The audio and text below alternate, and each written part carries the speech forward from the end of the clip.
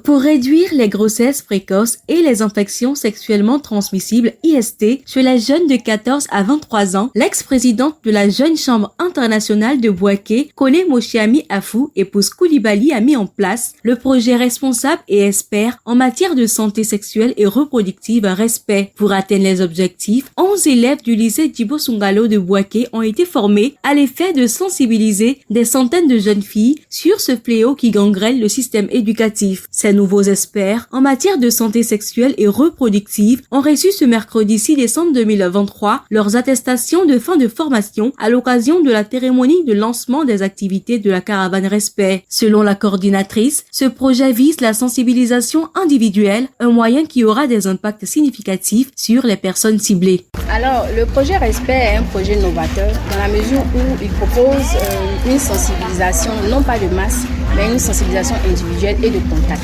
Alors, on a voulu transformer des lycéens en experts en les formant, en les apprenant des modules de base, des modules que nous jugeons importants, comme la crise d'adolescence, comme la santé sexuelle et reproductive, comme les violences faites aux jeunes et adolescents.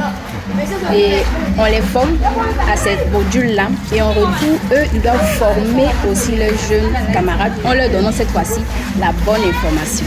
La représentante de la Drena Bouaké 2, Madame Koulibaly, secrétaire générale responsable de la dite direction, a encouragé ces jeunes nouveaux ambassadeurs tout en saluant leurs apports considérables dans la quête d'une école avec 0 cas de grossesse et d'IST. Elle a par la suite loué les efforts de la coordinatrice du projet. Nous sommes au 2e en termes de grossesse en milieu scolaire, ce qui est énorme parce que nous savons qu'une grossesse, c'est tout un avenir qui est hypothéqué.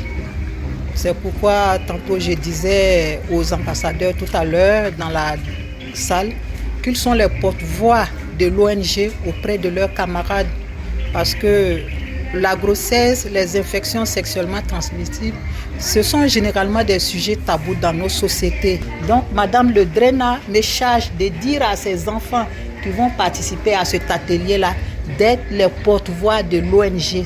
Le message qu'ils recevront cet après-midi, qu'ils relaient ça auprès de leurs camarades, pourquoi pas même dans leur quartier, dans leurs familles respectives. La cérémonie s'est conclue par la phase pratique de la sensibilisation dans les ateliers.